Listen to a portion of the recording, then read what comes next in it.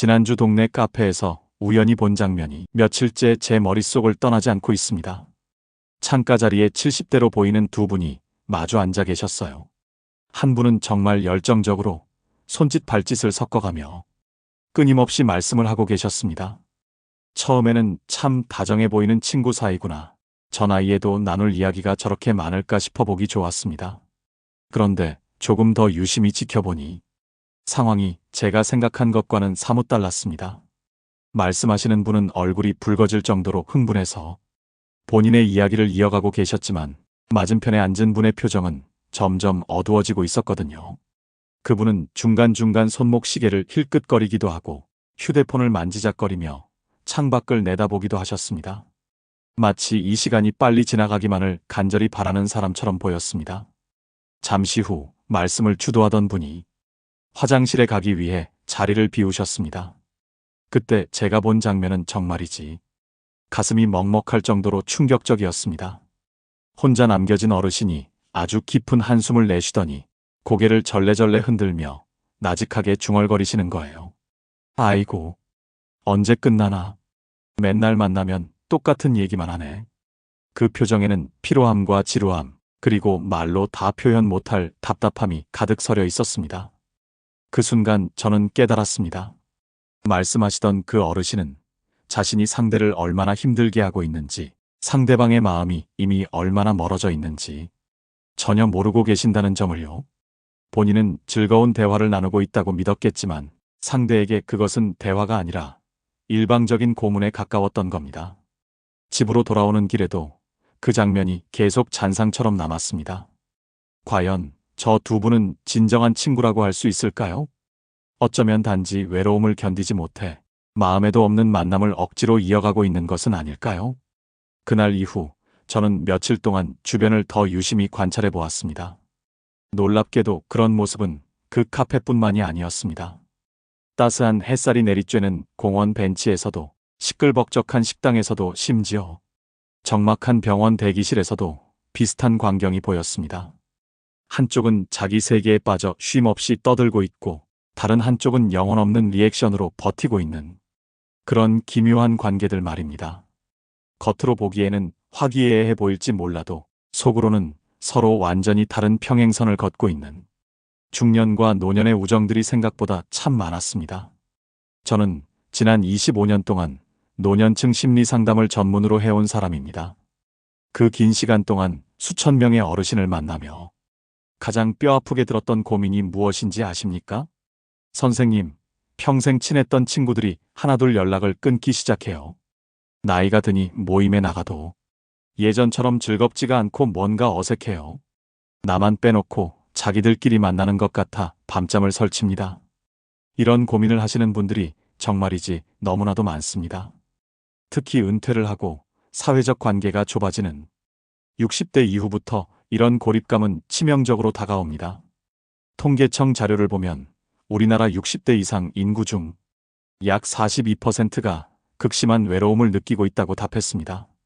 자녀들이 장성해서 가정을 꾸리고 경제적으로 어느 정도 기반을 닦았음에도 불구하고 마음 한구석은 텅 비어 있는 것이죠.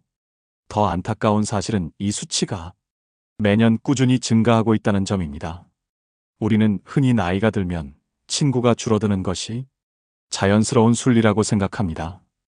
에이, 나이 먹으면 다 끼리끼리 노는 거지. 멀어질 사람은 멀어지는 거야. 라고 자조 섞인 말씀을 하시곤 하죠. 하지만 정말 그럴까요?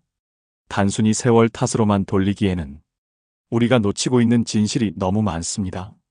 사실 우리가 친구를 잃는 이유는 운이 없어서가 아니라 우리가 모르는 사이에 습관적으로 저지르는 몇 가지 치명적인 실수 때문인 경우가 대부분입니다. 이 실수들은 악의가 있어서 하는 행동이 아닙니다.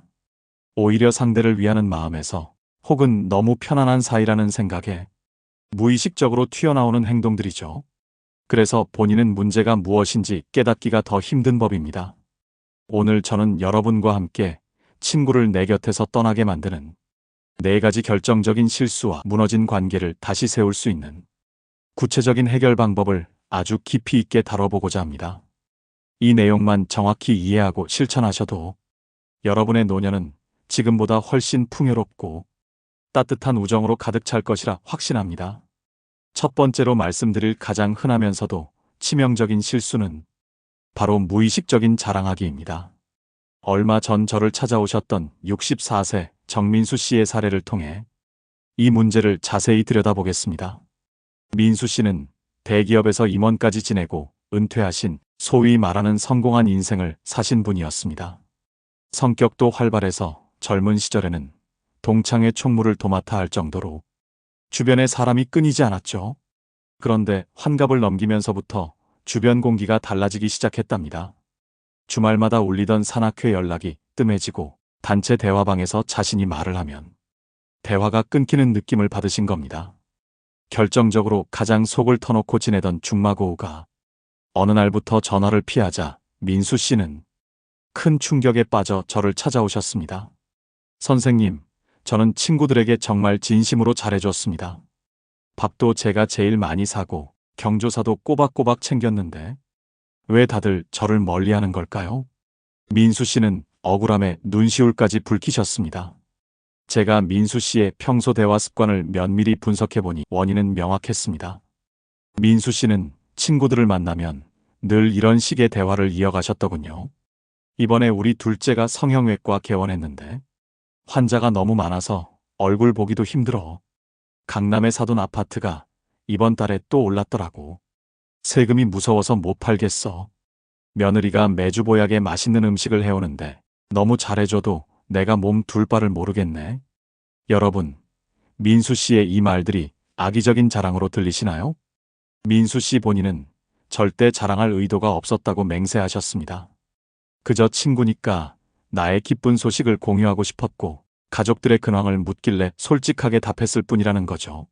하지만 여기서 우리는 심리학의 사회적 비교 이론을 이해해야 합니다.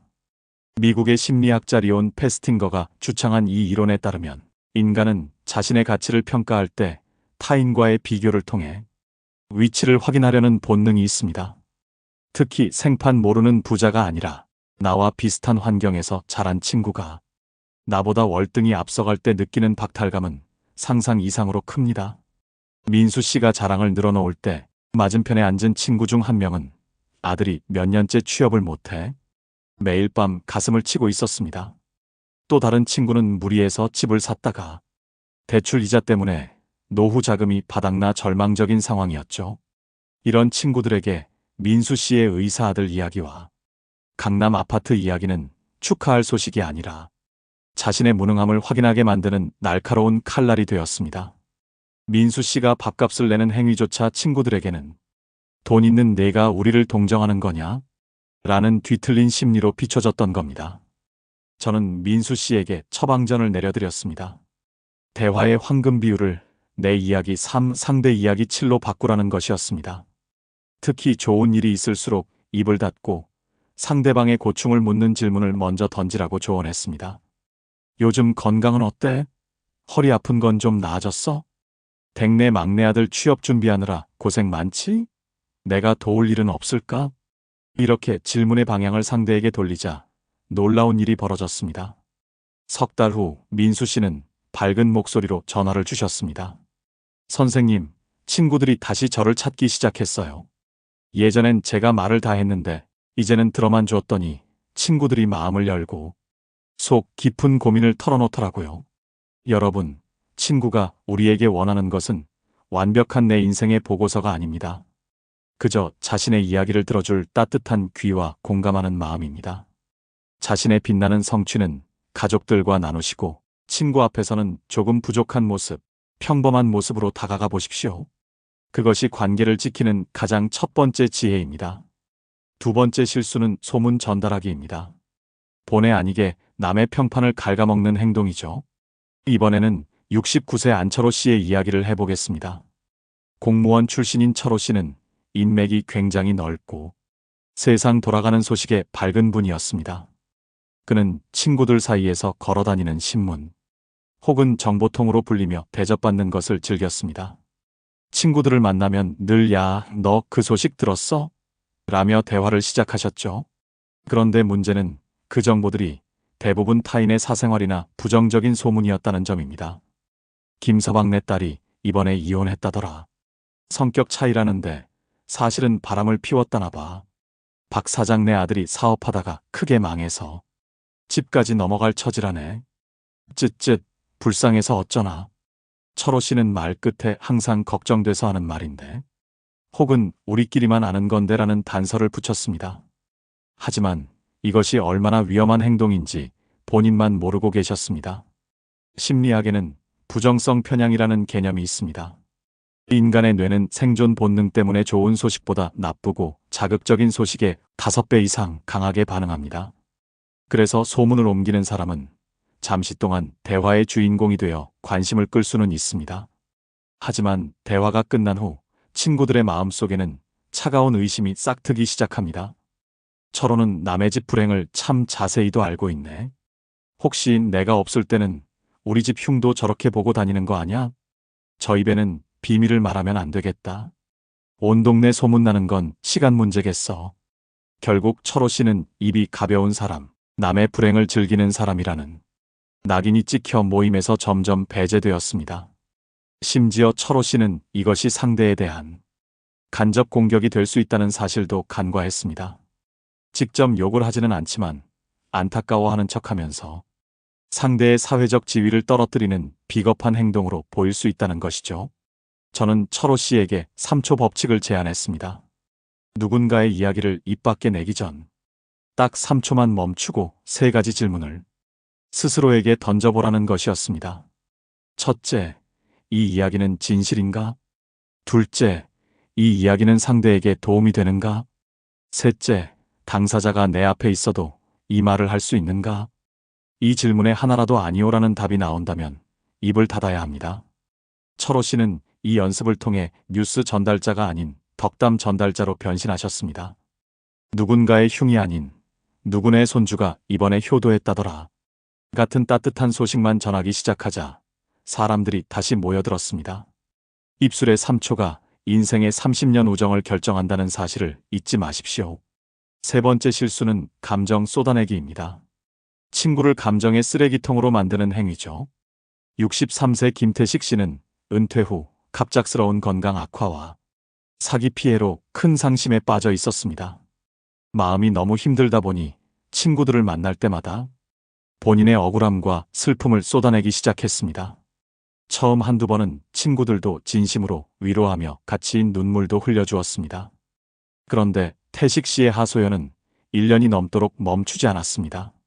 모임이 시작되자마자 끝날 때까지 내가 그때 왜 그랬을까? 몸은 왜 자꾸 아플까? 라며 우울한 에너지만 내뿜었습니다. 결국 친구들은 하나둘 핑계를 대며 태식 씨와의 만남을 피했습니다. 상담실에서 태식 씨는 통곡하며 말씀하셨습니다. 친구라면 힘들 때 곁에 있어줘야 하는 거 아닌가요? 다들 의리가 없어요. 하지만 여러분, 친구도 사람입니다. 타인의 부정적인 감정을 장시간 받아내는 것은 엄청난 정신적 에너지를 소모하는 일입니다. 심리학에서는 이를 공감 피로라고 부릅니다. 아무리 친한 사이라도 상대의 우울함에 전염되어 자신의 일상까지 망가지기 시작하면 본능적으로 거리를 두게 됩니다. 태식 씨는 친구를 친구로 대하는 것이 아니라 자신의 감정을 받아줄 치료사로 착각했던 것이죠. 이런 분들을 위해 제가 드리는 조언은 감정 나눔의 유료화 법칙입니다. 진짜 힘든 이야기는 전문가나 상담사를 찾아가 털어놓으시고 친구에게는 감정의 20%만 공유하세요. 만약 친구에게 위로받고 싶다면 반드시 사전에 양해를 구해야 합니다. 내가 요즘 마음이 너무 힘든데 딱 20분만 내 얘기 좀 들어줄 수 있을까? 들어주면 정말 힘이 될 것 같아. 이렇게 한계를 정해두면 듣는 친구도 마음의 준비를 할 수 있고 덜 지칩니다. 그리고 가장 중요한 것은 내 하소연이 끝난 후 반드시 물어야 한다는 점입니다. 내 무거운 얘기 들어주느라 고생 많았어. 이제 내 얘기도 좀 들려줘. 너는 요즘 별일 없니? 우정은 일방통행이 아니라 상호작용입니다. 내가 힘들 때 곁을 지켜준 친구에게 고마움을 표현하고 그 친구의 일상에도 관심을 갖는 것. 그것이 감정의 늪에서 우정을 건져 올리는 방법입니다. 마지막 4번째 실수는 조언하려는 태도입니다. 일명 꼰대가 되는 지름길이죠. 66세 최원철 씨는 평생 교단에서 학생들을 가르치셨습니다. 천성이 성실하고 아는 것이 많으셔서 친구들의 고민에 늘 명쾌한 답을 내려주곤 하셨죠. 친구가 건강 문제를 말하면 그건 당장 식단을 바꿔야 해. 내 말대로 해봐라고 단호하게 말합니다. 친구가 자식 문제로 고민하면 자식 교육을 그렇게 하면 안 되지. 지금이라도 엄하게 가르쳐라고 훈수를 둡니다. 원철 씨는 진심으로 친구들이 잘 되길 바라는 마음에서 한 말이었습니다. 하지만 친구들은 원철 씨를 점점 가르치려 드는 피곤한 사람으로 인식하게 되었습니다. 사람은 나이가 들수록 자신의 인생 방식에 대한 자부심이 강해집니다. 그런데 친구가 내 방식은 틀렸어. 내 방식이 맞아. 라고 말하면 그것은 내 인생 전체를 부정당하는 느낌을 줍니다. 심리학적으로 이를 상위자 모두에 빠졌다고 합니다. 내가 너보다 우월하다는 무의식이 깔려있는 대화법이죠. 여러분, 고민을 털어놓는 사람이 정말 해결책을 몰라서 말하는 것일까요? 아닙니다. 90% 이상의 사람들은 이미 답을 알고 있습니다. 그들이 원하는 것은 정답지가 아니라 너 참 힘들었겠다. 그럴 수도 있지라는 공감의 한마디입니다. 저는 원철 씨에게 대화법의 순서를 바꾸라고 했습니다. 공감, 질문, 제안의 3단계를 기억하라고 말이죠. 친구가 자식 고민을 하면 그건 이렇게 해가 아니라 정말 속상했겠네. 나라도 잠이 안 왔을 거야. 라고 먼저 공감하십시오. 그 다음 너는 어떻게 하고 싶어? 생각한 방법이 있니? 라고 물어보세요. 조언은 그 이후에 친구가 너라면 어떻게 하겠니? 라고 먼저 물어볼 때만 하세요. 그때도 이렇게 해가 아니라 내 경우에는 이런 방법이 조금 도움이 되던데 참고만 해봐라고 선택권을 넘겨주어야 합니다. 조언은 금과 같아서 아껴서 꺼낼 때만 가치가 있다는 사실을 명심하십시오. 그렇다면 우리는 어떻게 해야 이 소중한 인연들을 끝까지 지켜낼 수 있을까요? 앞서 말씀드린 실수들을 뒤집어 보면 행복한 노년을 위한 7가지 관계의 수칙이 나옵니다. 첫째, 대화의 시작은 항상 상대방의 안부여야 합니다. 내가 하고 싶은 말이 목구멍까지 차올라도 그동안 어떻게 지냈어? 라는 질문을 먼저 던지는 여유를 가지세요. 둘째, 진짜 궁금해하는 마음으로 끝까지 경청하세요. 상대가 말을 할 때 눈을 맞추고 고개를 끄덕이며 그랬구나. 세상에 같은 추임새를 넣어주세요. 이 리액션 하나가 수억 원의 보약보다 친구의 마음을 더 든든하게 합니다. 셋째, 3초 법칙을 생활화하세요. 남의 흉을 보거나 자랑하고 싶은 유혹이 들 때 3초만 호흡을 가다듬으세요. 그 짧은 침묵이 여러분의 품격을 높여줍니다. 넷째, 감정에도 예의를 지키세요. 나의 슬픔이 타인에게 폭력이 되지 않도록 적절히 조절해서 나누고 고마움을 꼭 표현하세요. 다섯째, 조언보다 공감을 우선하세요. 정답을 주려 하지 말고 곁을 내어주세요. 친구는 해결사가 아니라 동반자가 필요한 법입니다. 여섯째, 긍정적인 에너지를 전파하세요. 만날 때마다 아픈 곳 이야기, 죽는 소리만 하지 마세요. 오늘 하늘이 참 맑네. 이 집 커피 향이 참 좋다 같은 소소한 발견을 공유하는 사람이 환영받습니다. 7번째, 먼저 손 내미는 용기를 가지세요. 나이가 들면 자존심 때문에 먼저 연락 오겠지 하며 기다리는 분들이 많습니다. 하지만 우정에는 위아래가 없습니다. 생각날 때 보고 싶다라고 말하는 사람이 관계의 주인공이 됩니다. 실제로 제 상담을 통해 변화하신 장경수 어르신은 이제 모임의 중심이 되셨습니다. 예전에는 본인 이야기만 하시느라 바빴지만 이제는 친구들의 고민을 들어주는 최고의 청취자가 되셨거든요. 그분은 제게 이렇게 말씀하셨습니다. 선생님, 귀를 여니까 친구들의 마음이 보이고 입을 닫으니까 우정이 깊어지더군요. 이제야 진짜 친구가 뭔지 알 것 같습니다. 여러분, 우정은 인생이라는 긴 여정에서 만나는 가장 아름다운 꽃입니다. 젊을 때는 돈과 명예가 전부인 줄 알았지만 노년에 접어들면 결국 남는 것은 사람뿐입니다. 기쁜 일이 있을 때 진심으로 박수 쳐줄 사람, 슬픈 일이 있을 때 말없이 소주 한 잔 기울여줄 사람. 그런 친구 한 명만 있어도 그 인생은 성공한 인생입니다. 혹시 지금 이 영상을 보시면서 머릿속에 스쳐 지나가는 친구가 있으신가요? 한때는 정말 가까웠는데 사소한 오해나 소홀함으로 멀어진 분이 계신가요? 그렇다면 오늘이 기회입니다. 자존심은 잠시 내려두고 먼저 연락해 보세요. 거창한 말은 필요 없습니다. 오다 가다 내 생각이 나서 전화했어. 잘 지내고 있지? 이 짧은 안부 한마디가 굳게 닫혔던 친구의 마음을 녹이고 단절되었던 인연의 끈을 다시 이어줄 것입니다. 나이는 숫자에 불과하다는 말, 인간관계에서도 똑같이 적용됩니다. 70대, 80대라고 해서 변화하지 못할 이유는 전혀 없습니다. 오히려 그 깊은 연륜의 배려라는 향기까지 더해진다면 여러분은 어디서나 환영받는 멋진 어른이 되실 겁니다. 여러분의 남은 인생이 좋은 친구들과 함께 웃고 떠들며 외로움 없는 따뜻한 시간들로 가득 차기를 진심으로 기원합니다. 오늘 제가 준비한 이야기가 여러분의 마음속에 작은 울림이 되었다면 좋겠습니다. 더 좋은 콘텐츠로 여러분의 지혜로운 삶을 응원하겠습니다. 구독과 좋아요, 알림 설정은 제게 큰 힘이 됩니다. 긴 시간 시청해 주셔서 진심으로 감사합니다. 항상 건강하시고 행복하십시오. 다음 영상에서 뵙겠습니다.